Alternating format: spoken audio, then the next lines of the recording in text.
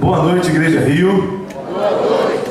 Então, esse boa noite não foi um boa noite daquelas pessoas que eu chutei cantando aqui, louvando o Senhor. Não foi. Foi um boa noite muito xoxo, muito pobre. Boa noite, Igreja Rio. Boa noite. Que a paz e a graça do nosso Senhor e Salvador continuem sobre as nossas vidas, abundando e superabundando, transbordando em todos nós.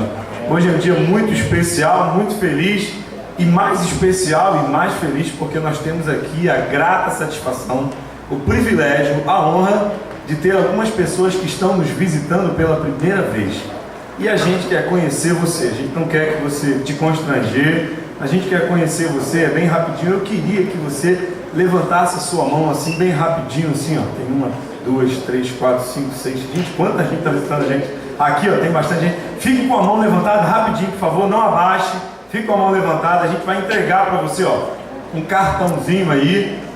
Persevere um pouco mais, tem muita gente, o pessoal da integração está chegando aí. Esse cartãozinho aí é um cartão de boas-vindas, está falando um pouco da gente, da nossa igreja, mas é um cartão que te dá direito a um sorteio de um carro zero.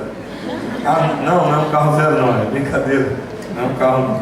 Também não é um passaporte para o céu, também não, Adelson. Não, esse cartãozinho aí, quando terminar o culto, eu peço a você. Eu sei que às vezes a gente quer ir embora, enfim, mas a gente quer conhecer você um pouco melhor. Então a gente tem uma lembrança para te dar, uma lembrancinha para te dar da nossa igreja, do carinho e da satisfação que nós temos de ter você aqui. Eu peço a você que assim que terminar o culto, passe ali no balcão da integração, esse balcão à esquerda dessa porta de vidro aqui, dê seu nome lá, a gente vai entregar uma lembrança para você, com muito carinho, com muito amor, em receber vocês aqui nessa noite. E esse é um ótimo momento para você que é da família Rio, dar um abraço aí de boas-vindas, um aperto de mão de boas-vindas para essas pessoas que estão nos visitando, transmitindo então a nossa alegria e o nosso prazer de ter você aqui nessa noite. Sintam-se muito à vontade, esse é o lugar que nós escolhemos para cultuar a Deus e vocês são muito bem-vindos. Graças a Deus, espero que vocês voltem outras vezes.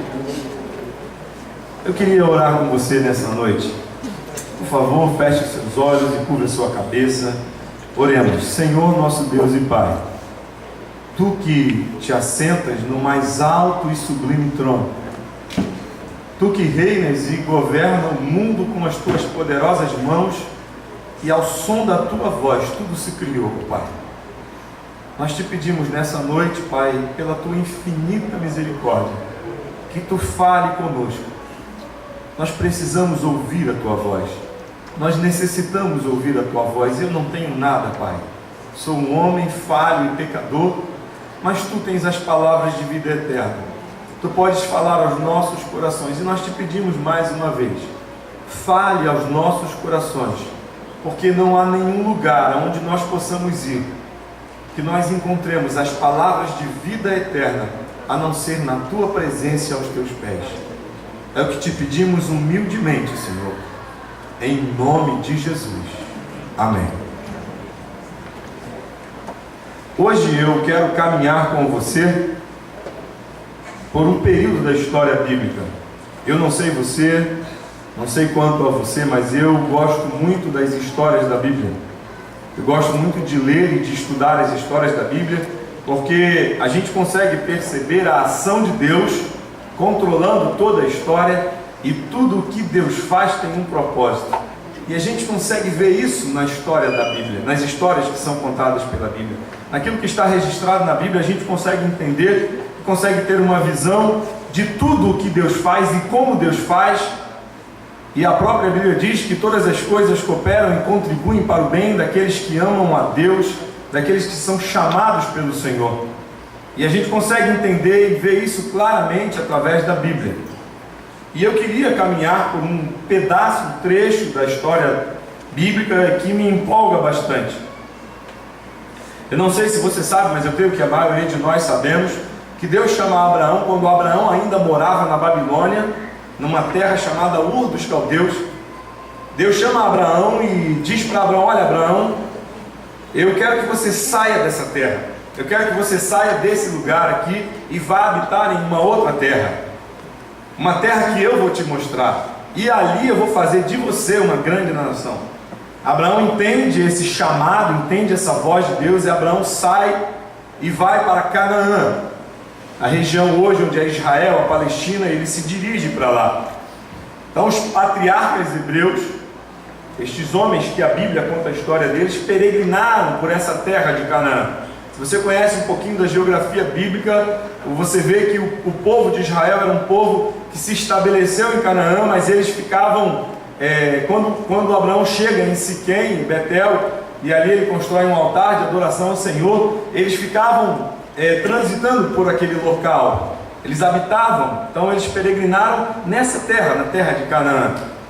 Então Abraão se estabelece, Abraão tem um filho, Isaque, tem um outro filho chamado Ismael, e a nação de Israel começa a surgir de Abraão. Isaque, ele então também tem filhos, tem 2 filhos, Jacó e Esaú. Jacó, depois Deus muda o nome dele para Israel. Israel casa-se e tem 12 filhos homens e uma filha mulher. E a nação vai crescendo, o povo que foi escolhido por Deus vai crescendo. Todos nós conhecemos a história de José. José era um dos filhos de Jacó, de Israel, que era privilegiado pelo pai, e infelizmente por ciúme, por inveja e por ser um filho predileto do seu pai, ele causa uma rejeição dos seus irmãos. Seus irmãos então o rejeitam, o jogam dentro de um poço, ele é vendido como escravo e ele vai para o Egito. Mas na vida de José havia uma bênção sobre José, porque a Bíblia diz que tudo que José fazia, José prosperava, e onde ele chegava, ele era abençoado e ele abençoava as outras pessoas. Então, um pouco tempo no Egito, José, ele é vendido por um homem chamado Potifar, ele abençoa a casa de Potifar, Potifar coloca ele sobre uma posição de destaque, de governança na casa dele, até que um dia a mulher de Potifar arma uma cilada para José. José mais uma vez é preso, inocentemente acusado, covardemente acusado, ele vai preso e ele passa então um bom tempo preso. Na prisão ele encontra 2 homens que serviam a Faraó, e estes homens tinham um sonho, contam um sonho a José. José interpreta o sonho desses 2 homens, e assim como José interpreta, acontece. Um deles morre, é condenado à morte, e o outro volta para o palácio.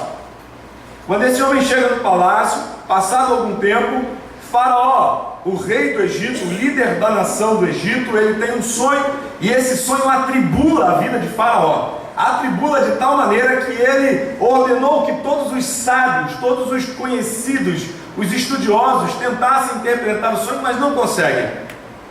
Então esse homem que teve o seu sonho interpretado, que estava preso com José, lembra-se de que José sabia interpretar os sonhos, e diz para Faraó. Faraó estava tão desesperado, que chama José, conta o sonho a José, José interpreta o sonho. Então José, ele é promovido de preso, escravo, ele é promovido a líder, governador do Egito. José foi a mais alta autoridade no Egito, abaixo de Faraó. Acima de José só estava o Faraó. José então começa a governar, e o sonho que Faraó teve se cumpre, a seca chega na terra. Então, enquanto isso, os seus parentes que estavam em Canaã, Israel, seu pai e seus irmãos, seus 11 irmãos e sua irmã estavam em Canaã, eles então, sabendo que havia comida no Egito, eles vêm para o Egito para comprar comida. E todo mundo conhece a história, o que acontece com José, aquele drama, aquela encenação que José faz. Por fim, a seca se agrava, e José traz toda a sua família para o Egito, e eles começam a habitar no Egito. Inicialmente eles habitam no Egito como convidados de honra de Faraó. José dá as melhores terras para o povo, porque eles eram criadores de animais, eles criavam rebanhos. Então José dá a melhor terra, e eles ficam criando seus animais ali. O tempo passa, a nação vai crescendo, esses irmãos de José e José, eles crescem, começam a povoar o Egito. O Faraó, que conhecia José, e a família de José morre, e surge um novo rei, um novo Faraó, que não conhecia absolutamente nada sobre a história de José. E vendo que aqueles hebreus que estavam ali, que não se misturavam, que tinham hábitos diferentes dos egípcios, crescendo tanto, ele fica com medo e começa a impor-lhes trabalhos forçados. O povo então começa a ter uma carga de trabalho forçado. O povo sai da fome e entra num processo de escravidão. E eles começam a ser escravizados porque Faraó tinha medo que aqueles hebreus que estavam ali crescessem, formassem um exército e dominassem o Egito. Então eles impõem duras penas e eles, de pessoas livres, de convidados, se tornam escravos do Egito e de Faraó. Até que a escravidão chega num limite de sofrimento tamanho que o povo lembra-se de Deus e começa a clamar, a orar a Deus, pedindo um livramento, pedindo uma salvação. Deus então prepara Moisés, levanta Moisés que era hebreu, mas havia sido criado pela filha de Faraó. Ele levanta esse homem, e esse homem, com mão forte, com grandes feitos poderosos, liberta o povo do Egito.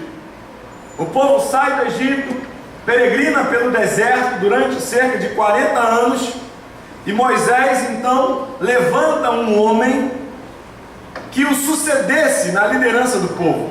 Moisés se preocupa com o que aconteceria com o povo depois que ele morresse. Então Moisés prepara um homem para tomar conta do povo, para guiar o povo, para conduzir o povo. O nome desse homem era Josué. Josué então recebe as instruções de Moisés. Moisés chega até o limite da terra prometida, porque Moisés, ele não entra na terra prometida.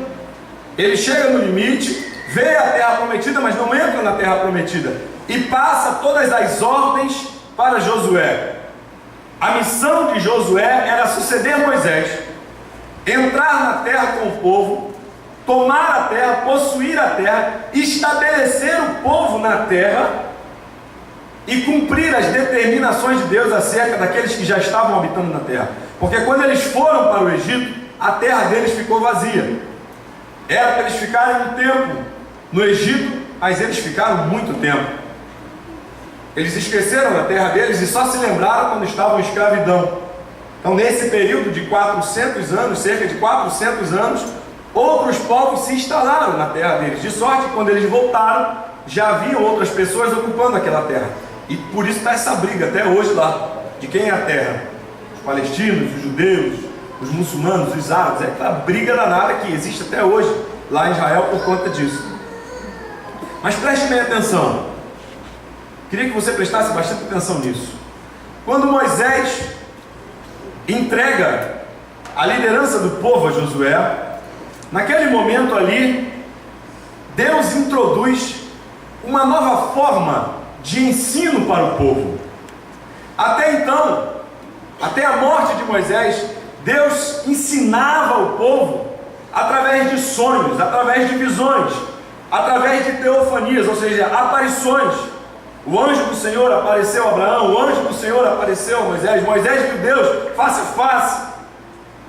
E Deus ensinava o povo através dessa forma, era assim que Deus passava as instruções para o povo. Mas quando Moisés morre, Deus se preocupa em deixar um livro, um estatuto, um documento pronto para ensinar o povo, para que o povo pudesse ter lembrança daquilo que Deus havia feito e de como Deus havia trabalhado de forma tão poderosa para salvar, para resgatar o povo. Tudo o que eles precisavam saber estava escrito no livro da lei de Deus, que compreendia de Gênesis até Deuteronômio.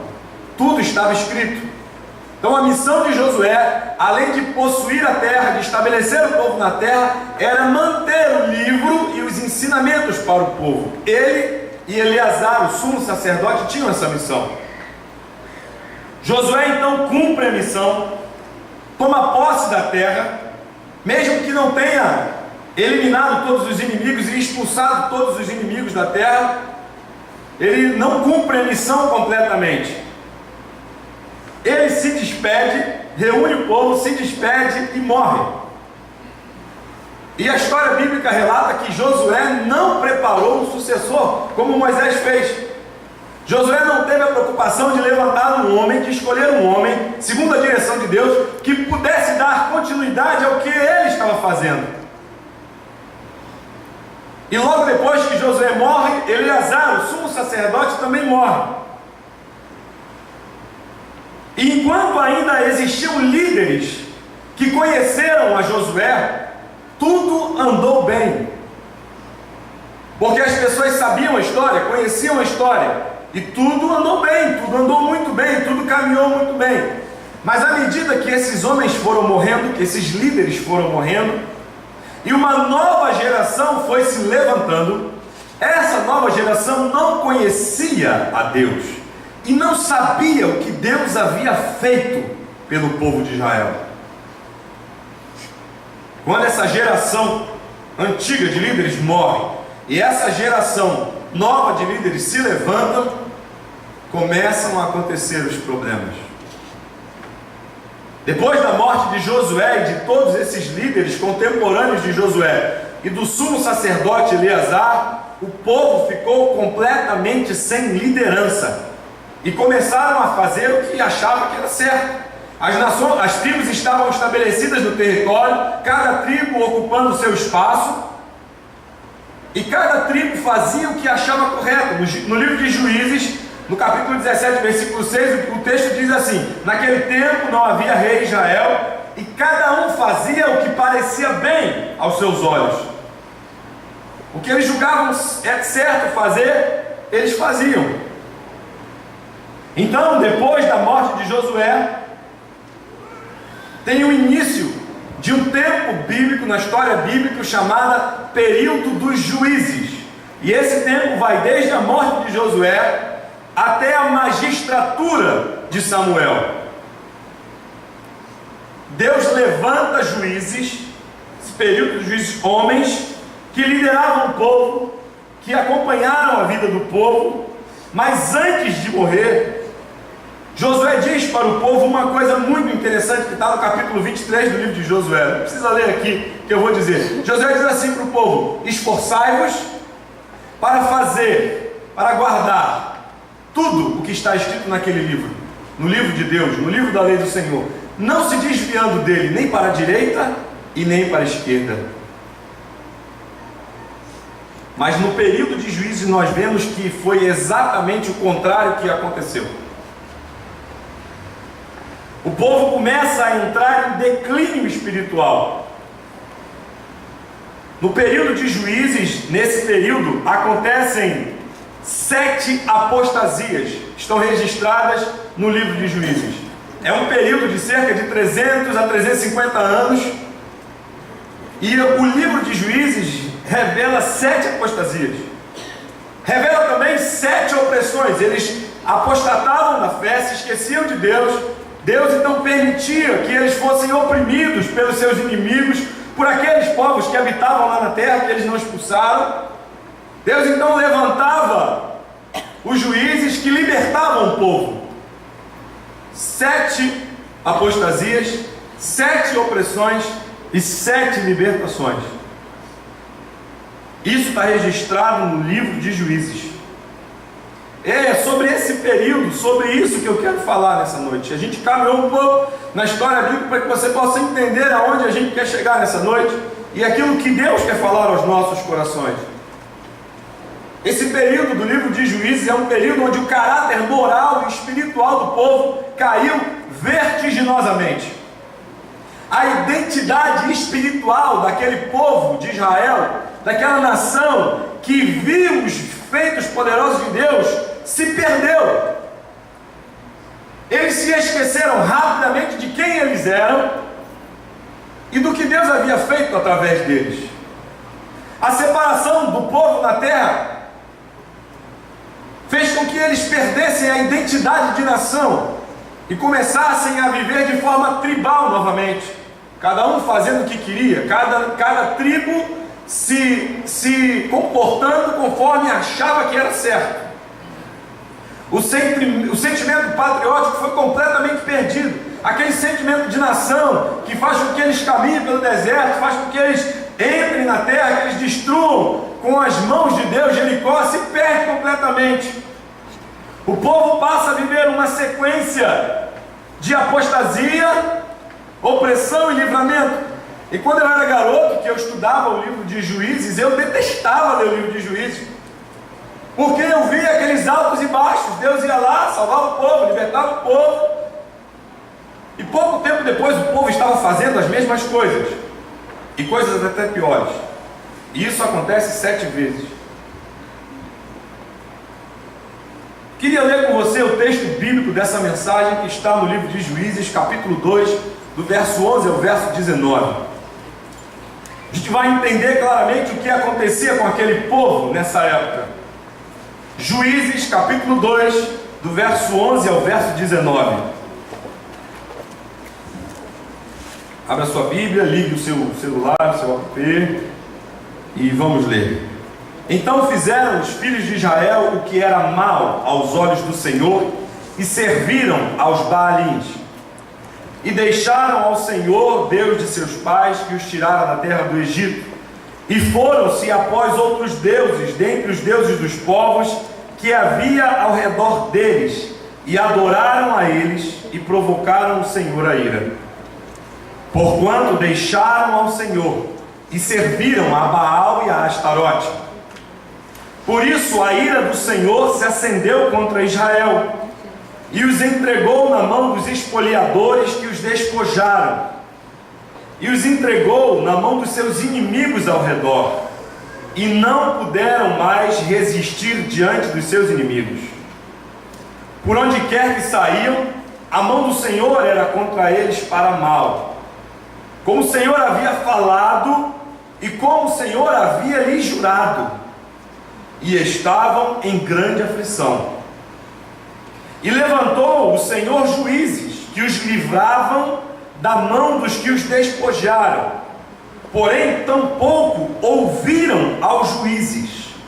Antes, prostituíram-se após outros deuses, e adoraram a eles. Depressa se desviaram do caminho por onde andaram seus pais, obedecendo aos mandamentos do Senhor. Mas eles assim não fizeram.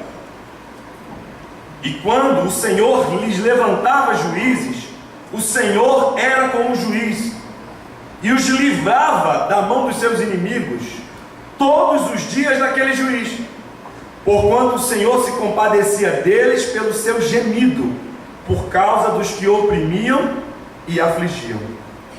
Porém sucedia que, falecendo o juiz, reincidiam e se corrompiam mais do que os seus pais, andando após outros deuses, servindo-os, adorando-os, nada deixavam das suas obras, nem do seu obstinado caminho. Esse era o resumo do que o povo fazia nesse período dos juízes. Esse era um raio-x do comportamento desse povo. Embora esse povo tivesse conhecimento do que Deus fez, eles se esqueceram rapidamente, facilmente. E nesse período de 7 apostasias, nós podemos resumir basicamente 3 pecados reincidentes, que eram contumazes, que eles faziam e praticavam corriqueiramente. E por isso a ira de Deus se levantava contra esse povo, contra o povo de Israel. Os 3 pecados que eles cometiam está registrado no capítulo 2, versículo 13 que nós lemos. Porquanto deixaram ao Senhor, um pecado, e serviram a Baal e a Astarote, 2 e 3. Esses pecados são idolatria, imoralidade e abandono do Senhor. E se nós estudarmos detalhadamente todo o livro de Juízes, você vai ver que é exatamente isso que acontecia. Eles deixavam de adorar a Deus, eles adoravam a Baal, adoravam a Astarote, e abandonaram completamente o Senhor, se esqueceram de Deus. E eu quero falar sobre esses 3 pecados que o povo cometeu.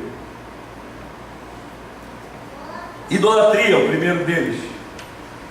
Durante toda a história bíblica, a idolatria sempre foi um grande problema para o povo de Israel. E Deus abomina toda e qualquer forma de idolatria. Veja que o texto diz, o versículo 13 diz: e serviram a Baal. Quem era esse Baal? Baal era uma divindade cananeia, dos povos antigos, que também era adorada na Fenícia, e que era muito e comumente adorada em Canaã. Quando eles chegaram lá, o povo que estava morando lá já adorava Baal. Baal, na verdade, não é um nome próprio. Baal é uma designação. A palavra Baal significa senhor, significa principal. E cada cidade, cada lugar onde eles viviam, tinha um Baal diferente. Você vai pegar o texto de Números, quando o povo está saindo do Egito, eles chegam num lugar chamado Baal Peor. Essa cidade, esse lugar Baal Peor, tinha uma entidade lá que era chamada Baal Peor, que era o deus daquela cidade, daquela região, daquele lugar. Então o povo de Israel, quando ele vai e entra na terra, ele começa a adorar esse Deus, ele começa a adorar essa divindade. Então esse Baal, que é uma designação masculina para um Deus, era cultuado comumente em Canaã. Jeremias fala sobre esse Baal, porque esse Baal perturbou a vida dos israelitas até eles irem para o cativeiro.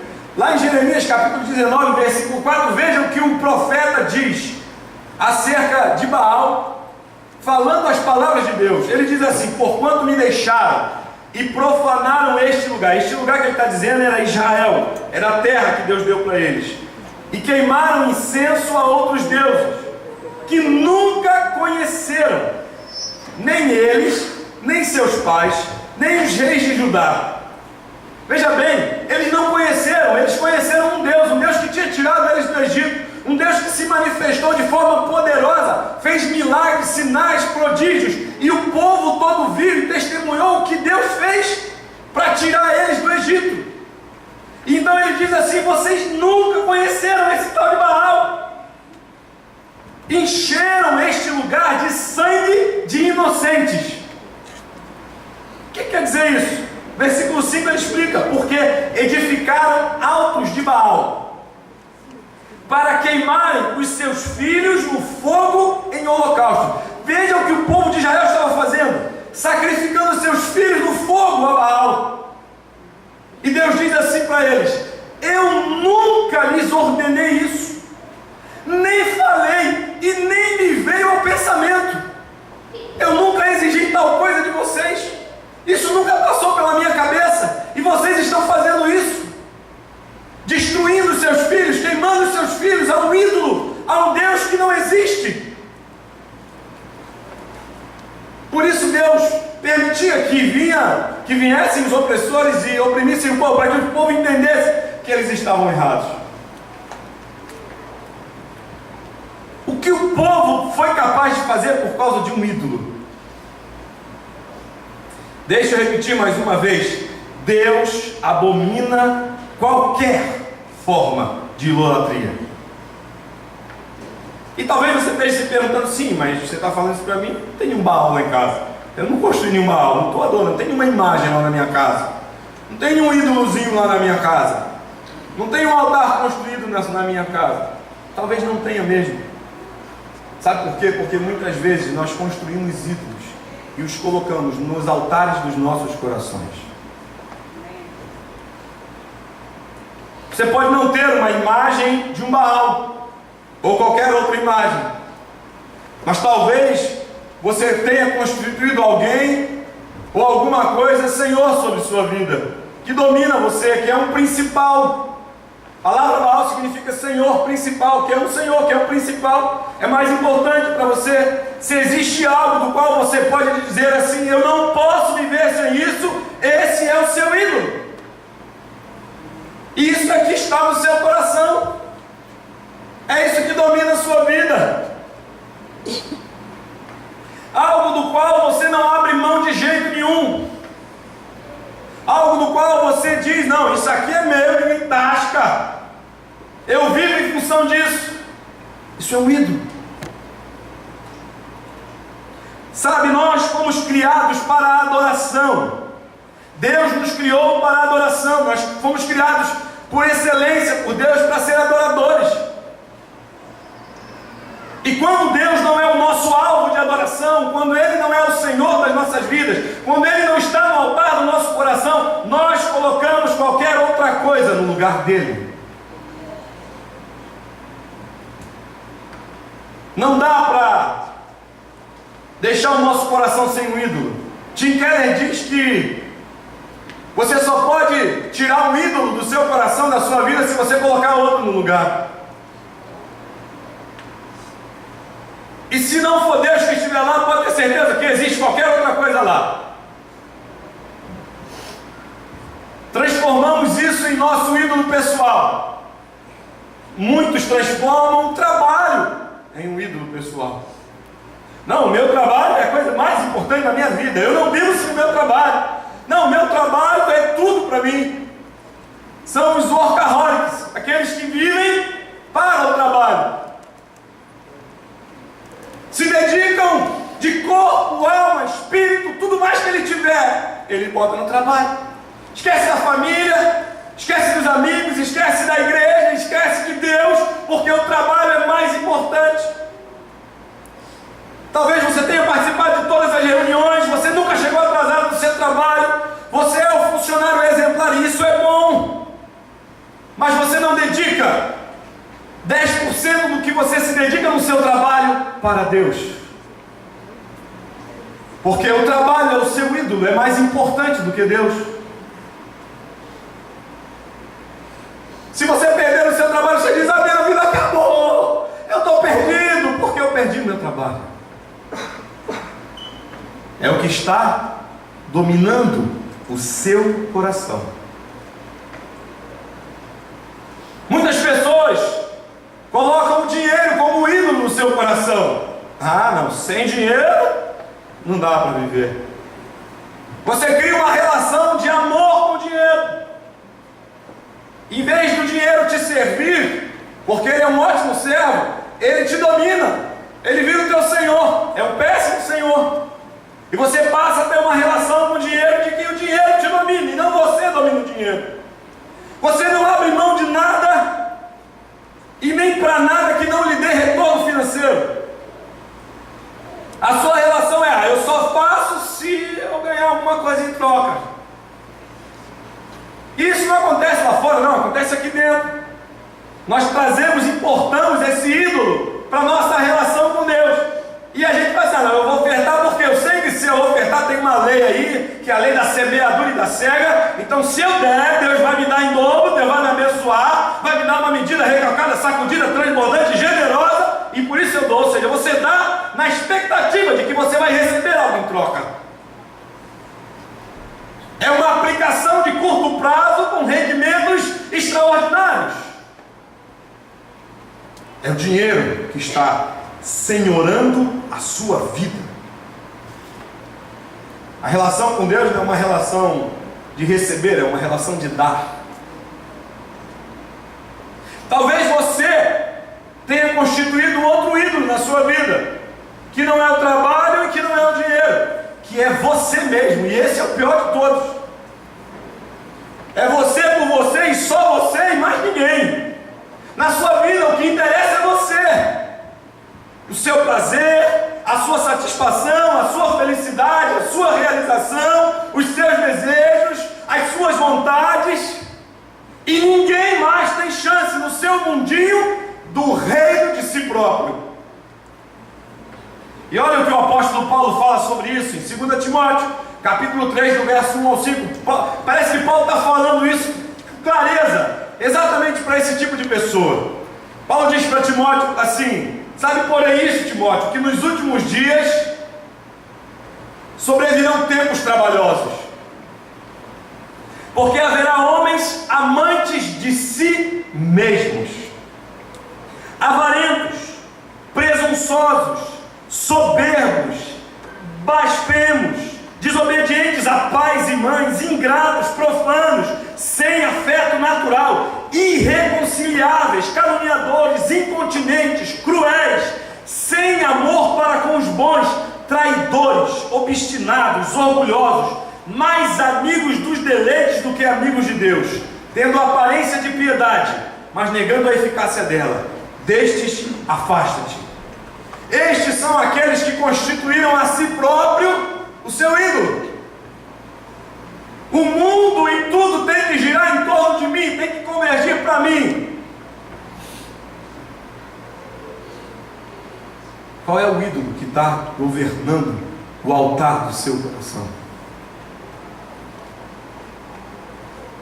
Trabalho, dinheiro, você mesmo. O que mais você tem colocado nesse altar?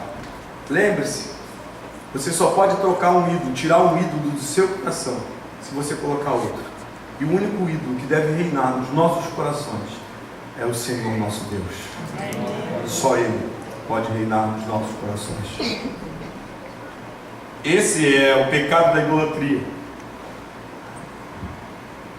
Mas o texto fala que abandonaram o Senhor, serviram a Baal e a Astarote. Quem é Astarote? O que significa esse nome? Astarote é o nome da principal divindade que ocupava aquela terra lá, cananeia, do sexo feminino. Se Baal era uma designação do sexo masculino, Astarote era do sexo feminino. Inclusive os filisteus haviam construíram um templo para Astarote. Está lá em 1 Samuel, capítulo 31, versículo 10. Se você quiser, depois você lê lá. Como Israel tinha conquistado a terra de Canaã e não completou o trabalho que Deus havia mandado, algumas pessoas continuaram vivendo, cultuando essa Astarote. E a Astarote, ela era personificada num tronco de árvore, uma árvore que era plantada. Eles tiravam todos os galhos dessa árvore e faziam uma forma, um desenho naquele tronco. Era chamado de poste ídolo. Está lá em 2 Reis, capítulo 21. Você vai ver falando sobre o poste ídolo. Era essa adoração de Astarote. E por que isso tem a ver com a imoralidade? A imoralidade que eu estou falando aqui, que a Bíblia está falando, não é só a imoralidade do que é imoral, da não moralidade. A imoralidade que o texto fala aqui é imoralidade sexual. Porque essa Astarote, ela era considerada deusa da guerra e do amor. E o culto a essa deusa, ele era um culto promíscuo, onde havia orgia. Tanto é que no livro de Reis, no capítulo 14, você vai ver que o texto bíblico chama as pessoas que adoravam Astarote de prostitutos cultuais, sodomitas, pessoas que se entregavam à luxúria, a práticas sexuais abomináveis diante de Deus, para adorar essa deusa. E isso virou uma prática comum em Israel. Eles se envolveram tanto e eles começaram a praticar estes atos sexuais ilícitos. E Deus estava já enojado daquela atitude do povo, porque Deus não havia ensinado isso. Deus não queria que eles fizessem isso. Essa não era o propósito de Deus para a vida do povo de Israel. O propósito de Deus para a vida do povo de Israel era que eles vivessem uma vida de santidade, de separação, de diferença. E talvez você esteja pensando assim: pô, peraí, mas lá em casa não tem um negócio desse não.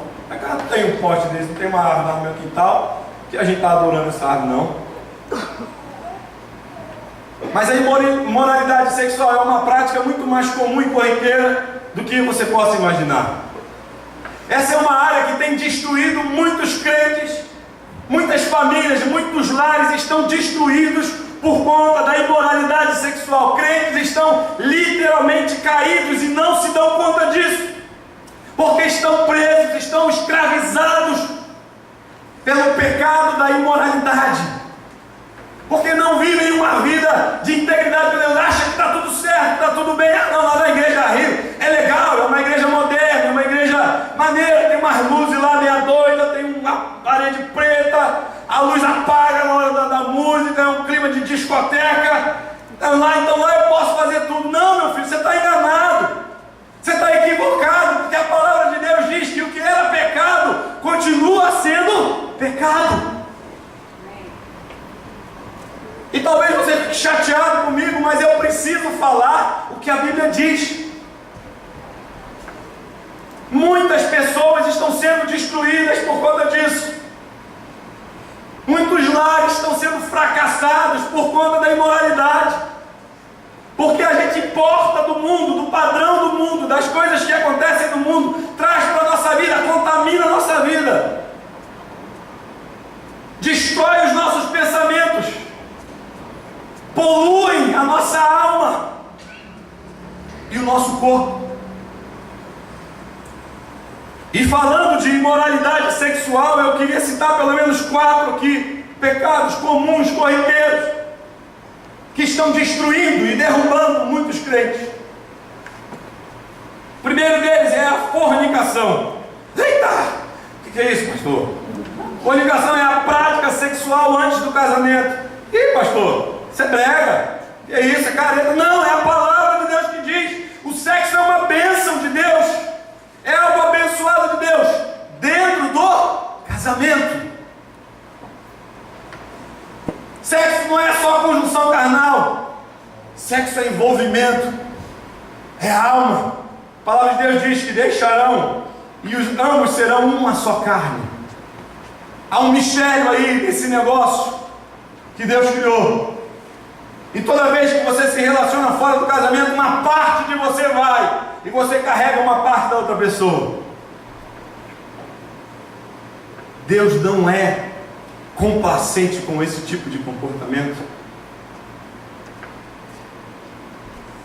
Estava conversando com uma pessoa alguns dias atrás e ela falou assim para mim: pastor, olha, eu estou decepcionado.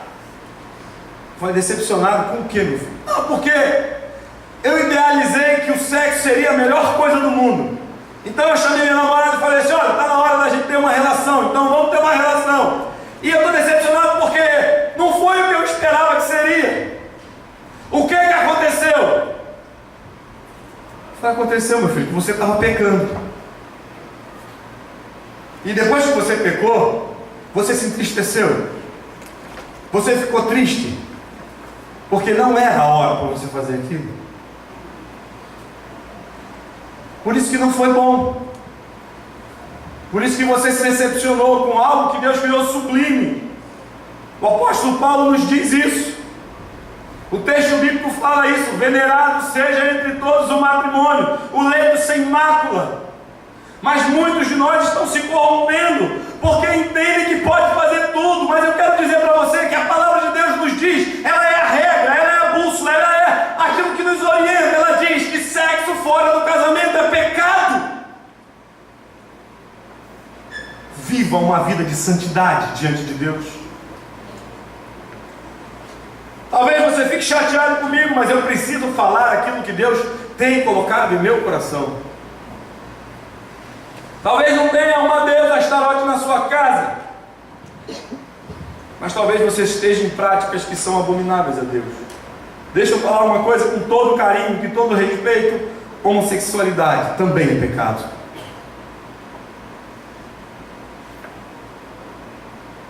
Ah, mas vocês vão para a rua, vocês falam com eles, vocês sim, a gente vai para a rua, a gente ama, a gente abriga, a gente abraça, a gente quer que eles mudem de vida, porque a gente entende que a palavra de Deus é a verdade, e a palavra de Deus diz que o homem tem que abandonar o pecado, tem que deixar essas práticas de pecado de lado e buscar uma vida de santidade de Deus. E é por isso que a gente vai para a rua, é por isso que a gente vai para as esquinas, para falar para eles que existe um caminho melhor, que Deus quer resgatá-los, que Deus quer mudar a vida deles. Não porque nós somos complacentes ou permitimos, achamos que não, na igreja aí não pode, não é que pode não, filho. A palavra de Deus diz que é pecado, então continua sendo pecado.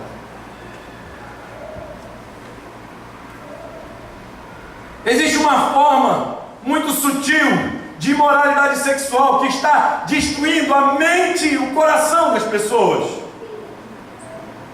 É a pornografia. Quantos estão caídos, derrotados, porque não conseguem viver sem a maldita pornografia?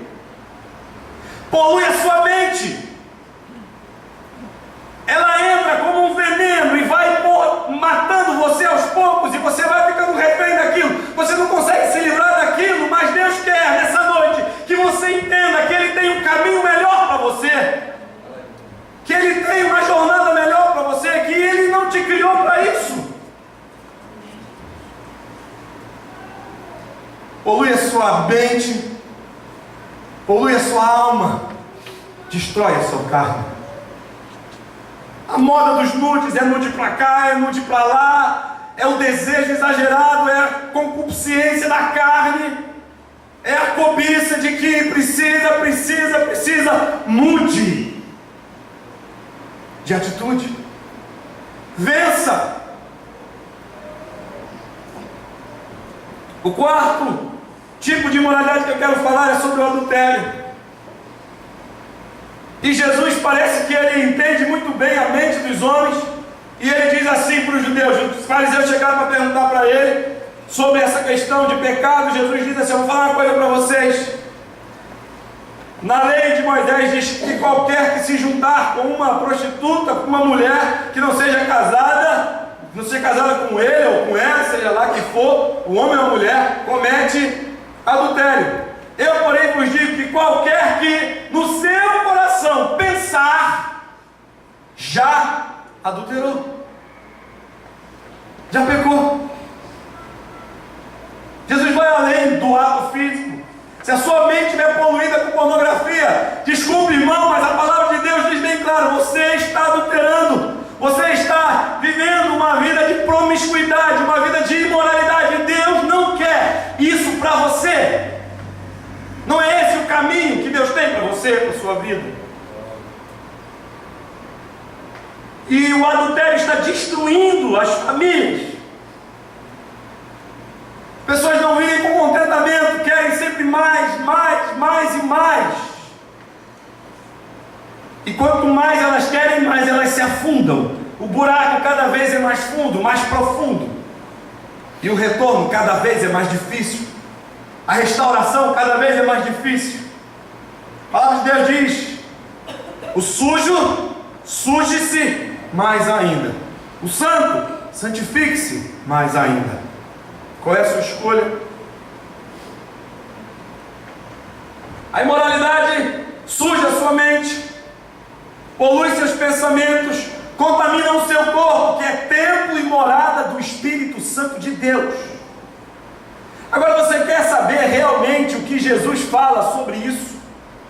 Sobre a imoralidade sexual? Você quer saber? Abra sua Bíblia em Apocalipse capítulo 22 e verso 13.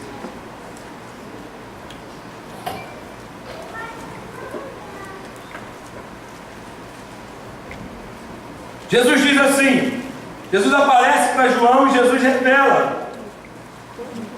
Apocalipse 22, versículo 13, 14 e 15. Jesus diz assim: eu sou o alfa e o ômega, o primeiro e o último, o princípio e o fim. Felizes são os que lavam as suas vestes no sangue do Cordeiro, para que tenham direito à árvore da vida e possam entrar na cidade pelas portas. Fora da cidade ficam os cães, os que praticam a feitiçaria, os que cometem imoralidade sexual, ou seja, aqueles que se prostituem, os assassinos, os idólatras e todos os que amam e praticam a mentira. É o que ele está dizendo. Jesus está dizendo isso: olha, esse lugar aqui não é para quem é imoral, não. O apóstolo Paulo, em Coríntios capítulo 6, 1 Coríntios capítulo 6, verso 9, ele diz isso: não sabeis vós que os injustos não hão de herdar o reino dos céus? Não erreis. Aí ele diz assim: nem os devassos, nem os idólatras, nem os adúlteros, nem os efeminados, nem os sodomitas, nem os ladrões, nem os avarentos, nem os bêbados, nem os maldizentes, nem os roubadores herdarão o reino de Deus. Não é promessa aqui, não, é condição.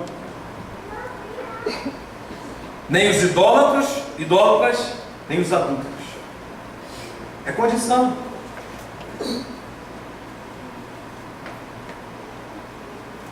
Qual é a sua posição diante disso tudo? O terceiro pecado registrado nessas 7 apostasias do povo de Israel durante o período dos juízes, foi deliberadamente o abandono ao Senhor. Veja no versículo 13 do capítulo 2 de Juízes, que a gente leu: portanto, ou porquanto, deixaram ao Senhor. Deixaram, deliberadamente, deixaram o Senhor. Fizeram o que era mal aos olhos do Senhor, se esqueceram do seu Deus. Por várias vezes Deus declara isso ao povo. Deus diz para o povo que havia sido rejeitado por eles. Uma delas é bem conhecida de todos nós. Quando Samuel estava magistrando sobre o povo, alguns teólogos dizem que Samuel também foi o juiz. Samuel, então, ele liderava o povo de Israel depois daquele período, dos juízes. Deus levanta Samuel e o povo chega para Samuel e diz assim: Samuel, olha, está vendo essas nações aí? Todas elas têm um rei, eles têm lá um monarca, tem lá um supremo, um líder lá, que governa eles. A gente também quer. A gente quer um rei também que seja sobre nós, que nos comande nas batalhas, que tenha coroa. A gente também quer, todo mundo tem, a gente também quer ter. Samuel então se entristece muito e começa a chorar e vai aos pés do Senhor e ora e diz: Senhor, eles estão me rejeitando, porque Samuel é que governava, que liderava o povo. Eles estão me rejeitando, Senhor. Olha o que eles estão fazendo, estão pedindo um rei. Aí Deus olha para Samuel e diz para Samuel: Samuel, meu filho, não é a você que eles estão rejeitando, é a mim, para que eu não seja rei sobre eles. Eles me rejeitaram como rei. Sabe, quando a gente peca deliberadamente, achando que a graça é suficiente e a gente pode fazer o que a gente quer, a gente está rejeitando o Senhor como rei das nossas vidas. A gente está abandonando o Senhor. Você já foi rejeitado por alguém? Você já foi abandonado por alguém? Você já sentiu a dor do abandono de alguém que você tanto amou e tanto se dedicou por essa pessoa, e essa pessoa vira as costas para você e deixa você sem dar a menor satisfação, sem sequer pedir desculpas ou te dar um até logo? Você já sentiu isso? Você já sentiu a dor da rejeição de alguém que você ama e que você deseja muito estar perto dessa pessoa, mas essa pessoa não quer estar perto de você? Você já se sentiu rejeitado quando alguém que você ama muito e que você deseja abraçar não quer o seu abraço, foge dos seus braços? Você já sentiu essa dor da rejeição? É isso que Deus sente quando nós o abandonamos deliberadamente. Jesus estava indo para Jerusalém, e enquanto ele caminhava para Jerusalém, alguns fariseus chegaram para ele e disseram: Ô Jesus, foge aí, porque Herodes está querendo te matar. Aí Jesus olha para eles e diz assim: diz para aquela raposa velha lá, que hoje e amanhã eu estou cumprindo a vontade de Deus, eu estou fazendo milagres, estou curando, estou pregando o evangelho aqui. No terceiro dia ele vai me prender. Quando eu chegar em Jerusalém, ele vai me prender, porque nenhum profeta deve ser morto fora de Jerusalém. E Jerusalém é uma cidade que fica no alto. Com certeza Jesus estava num lugar mais baixo. Depois de falar isso para os fariseus, Jesus olha para Jerusalém, aquela cidade alta, aquela cidade elevada, e diz: Jerusalém, Jerusalém, tu que matas e apedreja os profetas e aqueles que são enviados a ti, quantas vezes eu quis reunir os seus filhos, assim como uma galinha que reúne os seus pintinhos debaixo das suas asas, mas vocês não quiseram. Talvez o Senhor esteja dizendo para cada um de nós: meus filhos, Ronaldo, Marcelo, Maria, Cátia, João, Marçal, quantas vezes vocês rejeitaram a palavra? Quantas vezes eu quis cuidar de vocês, abrigá-los debaixo das minhas asas, assim como a galinha também abriga os seus pintinhos? Quantas vezes eu quis estar com vocês e vocês têm me rejeitado?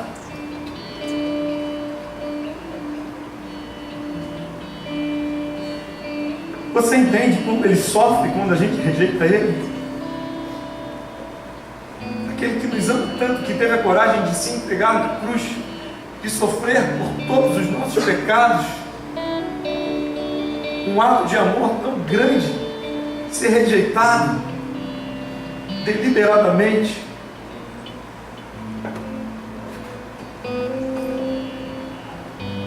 Você quer saber por que tudo isso aconteceu com Israel? Porque nesse período de Juízes foi um período tão caótico, tão terrível para o povo de Israel. Eles sofriam,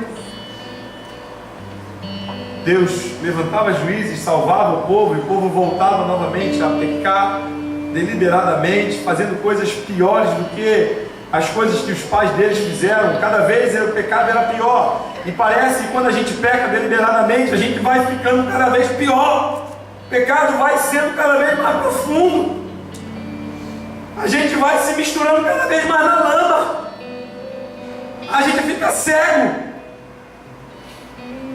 e a gente começa a cometer atos e atitudes que Deus abomina, que não foi para isso que Ele nos chamou. Ele nos chamou para viver uma vida de santidade. Sabe por que tudo isso aconteceu?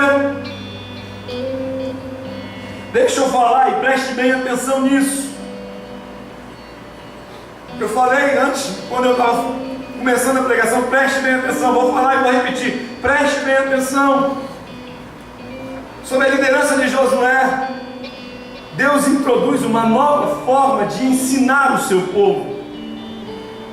Deus introduz uma nova forma de dar ao seu povo as informações necessárias para que aquele povo pudesse vencer a idolatria, a imoralidade, pudessem vencer o pecado, pudessem viver uma vida de retidão diante de Deus, uma vida que agradava a Deus.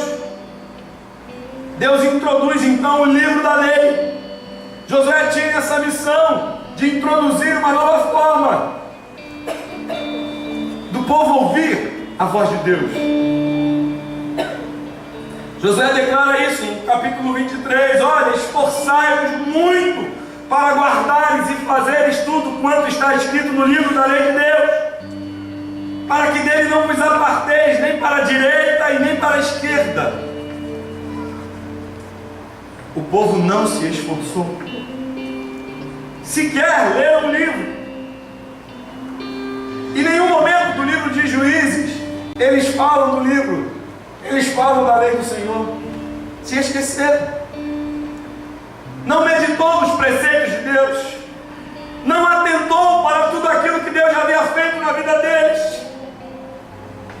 E veja como é que a história de Deus se encaminha perfeitamente. Lembra que eu falei de Moisés? O povo no Egito era um povo ignorante, eles só sabiam cuidar de animais. Mas Deus, pela sua bondade, pela sua misericórdia, levanta um chamado Moisés.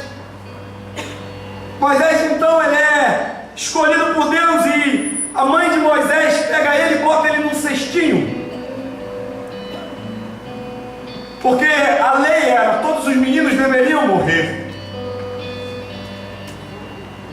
para que homens não se formassem e não ficassem mais fortes do que o povo do Egito. Então o faraó mandou matar todos os meninos. Mas a mãe de Moisés, diz a palavra de Deus, que pela fé Joquebede viu o que ninguém estava vendo. Ela não sabia o que ia acontecer, mas ela pega aquele bebezinho, bota num cestinho feito de junco, bota aquele bebezinho num rio. O rio Nilo é conhecido por um animal chamado crocodilo do Nilo. É o maior crocodilo que existe, fica lá naquele rio. E a mão de Deus estava sobre aquele barquinho, sobre aquele cestinho, e ele navega por aquele rio. Deus usa então Miriam, sua irmã, para ir correndo atrás do cestinho. E Miriam, muito pequena, vai correndo atrás do cestinho, porque ela viu o que muitas vezes muitos não veem. Deus estava preparando a história. Para a glória de Deus, a mão de Deus guia aquele cestinho para justamente aonde a filha de Faraó estava. Moisés então volta para sua mãe, Miriam, usada por Deus, diz o que tinha acontecido e diz que tinha uma mulher que podia amamentar. Moisés volta sob a proteção de Faraó agora. Moisés então é criado como príncipe do Egito. Moisés aprende a ler, a escrever, aprende sobre ciência, aprende a ser um governante, aprende a ser um estadista, aprende a ser um homem culto. Deus prepara Moisés tudo para que ele pudesse escrever aquilo que Deus estava preparando para o seu povo. Veja o cuidado desse Deus diante de todo o caos, de toda a destruição, de toda a escravidão do Egito. Deus prepara alguém capaz para escrever. E tudo o que acontece com o povo, Moisés registra. E quando Moisés sabe que vai morrer, sabe que está chegando a hora da sua morte, ele pega o livro e tem uma conversa com o povo. Depois ele chama Josué e o sumo sacerdote diz: aqui está a lei do Senhor. Tende cuidado de fazer tudo quanto está escrito nela. Ele deixou a palavra para nós. Ele deixou a palavra para o povo, mas o povo não atentou para a palavra. Sequer deram ouvidos àquela palavra. Por isso aconteceu tudo isso que aconteceu. Toda essa imoralidade, toda essa idolatria, todo esse abandono de Deus, porque eles não atentaram para a lei do Senhor, para a palavra de Deus. Qual é a sua relação com a palavra? Como você se relaciona com a palavra? É um amuleto que você carrega para onde você vai, dentro da sua bolsa. Você tem lá um exemplar, mas você não medita nela nem um pouco. Ela é um talismã na sua casa que fica aberto no Salmo 23 ou no Salmo 91, empoeirado, amarelo. Não pode mexer, está lá aberto no Salmo 91. Como se houvesse um poder místico, mágico, sobrenatural que emanasse daquele livro e que protegesse a sua casa, a sua moradia. O que é a Bíblia para você, meu irmão? O que é a palavra para você?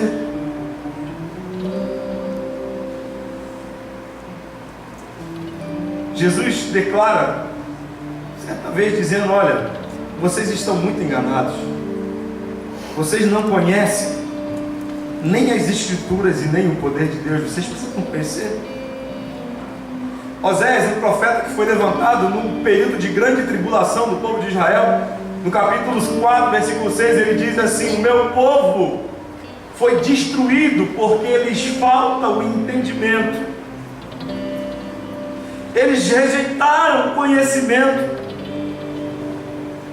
Qual é a relação com a palavra? É uma relação de rejeição? Apostasia é abandonar a fé. Apostasia é renunciar, perder. E nós perdemos a fé. Nós nos apostatamos da fé quando nós rejeitamos a palavra de Deus. Quando nós não ouvimos a palavra de Deus. O apóstolo Paulo, em Romanos capítulo 10, versículo 17, ele diz assim: a fé vem pelo ouvir, e o ouvir pela palavra de Cristo. Você quer viver uma vida de santidade, quer não pecar, quer não ficar nessa situação de escravidão do pecado?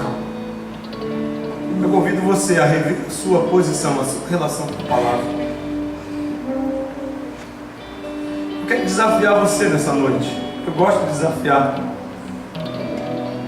Quero desafiar você a sair dessa situação se é que você se encontra nessa situação.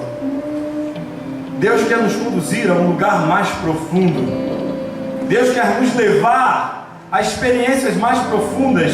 Deus quer fazer coisas grandes em nossas vidas e através da nossa vida. Mas nós precisamos nos aprofundar. Nós temos muitos projetos e muitos sonhos que Deus tem colocado em nosso coração.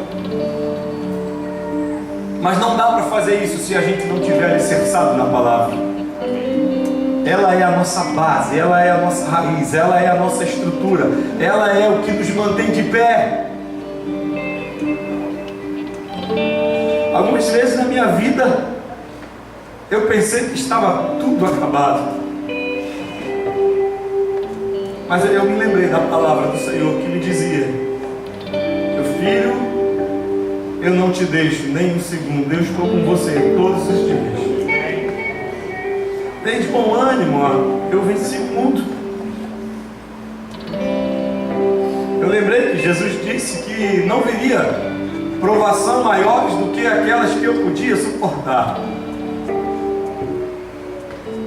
Eu lembrei que na palavra está escrito: 1000 cairão do teu lado, 10.000 à tua direita, mas você não será atingido. Eu lembrei que o choro pode durar uma noite, mas a alegria vem pela manhã. Eu li que aquele que não poupou seu único filho, como também ele não nos dará consigo todas as coisas. Eu li que mesmo que eu sofra, ele continua sendo. Eu li que mesmo que ele me mate, ainda assim esperarei nele. Eu li que a esperança para aquela árvore que foi cortada e só ficou rente ao solo, ao cheiro das águas, ela brotará. E eu pude então entender que Deus tinha algo muito mais profundo com a minha vida pela palavra. Nós temos esse desafio de ler a Bíblia toda em um ano, e eu tenho certeza absoluta que Deus fará coisas grandiosas e falará profundamente ao coração daqueles que entenderam a mensagem e que querem ir a um nível de comunhão mais profundo com Deus, que querem sair da superficialidade, que querem sair da mediocridade, do lugar comum, e querem se aprofundar, e querem ter mais, e querem beber mais, e querem conhecer mais a Deus. Eu desafio você a participar desse projeto de leitura da Bíblia. Eu não estou dizendo para você aqui uma regra mágica. Não é isso não. Eu estou desafiando você a viver uma vida de profundidade, de comunhão, de leitura da palavra de Deus, de ouvir aquilo que Ele quer para você. Eu desafio você a ser corajoso como Gideão, a ser corajosa como Débora, que foi uma juíza, a ser forte como Sansão, a vencer a comodidade, o conformismo, a mesmice, e partir para algo sólido, concreto, que é uma experiência mais profunda de conhecimento de Deus. Eu desafio você a fazer isso. Nós temos aí 350 dias para se alimentar dessa palavra. Eu vou fazer a pergunta mais uma vez: qual é a sua relação com ela? O que você vai fazer? Não precisa me dizer o que você vai fazer, é entre você e Deus. Esse projeto é para incentivar, para você não se sentir sozinho, para você participar junto com outras pessoas, e outras pessoas estarão lendo o mesmo texto. Deus estará falando poderosamente, Deus estará movendo essa igreja de uma forma sobrenatural. Você não tem nem ideia do que Deus tem para fazer na sua vida, do que Ele vai fazer aqui nessa igreja. Você não imagina o que Ele vai fazer. Mas a gente precisa caminhar em direção a Ele. Eu convido você a vencer, a lutar e a vencer. Fique de pé nessa noite. Fique de pé. A fé um jeito de não se perder na imoralidade, só um jeito de não se perder na idolatria, só um jeito de não abandonar a Deus na caminhada. É viver pela fé, através da palavra. É ela que nos alimenta, é ela que nos dá força. Então eu desafio você ao término desse culto, passar ali no balcão. Fale com a Deus, fale com alguém na integração, dê seu nome. Desafio você a viver um ano de intimidade com Deus, um ano de desafios com Deus, um ano de uma aventura maravilhosa na presença de Deus. Veja as momentos, as coisas grandes que Deus vai fazer. Ah, pela fé eu contemplo a bênção de Deus caindo sobre a vida dessa igreja. Pessoas sendo transformadas, sendo modificadas, vivendo uma vida de santidade com Deus. Eu posso ver isso. Ah, posso ver, aleluia.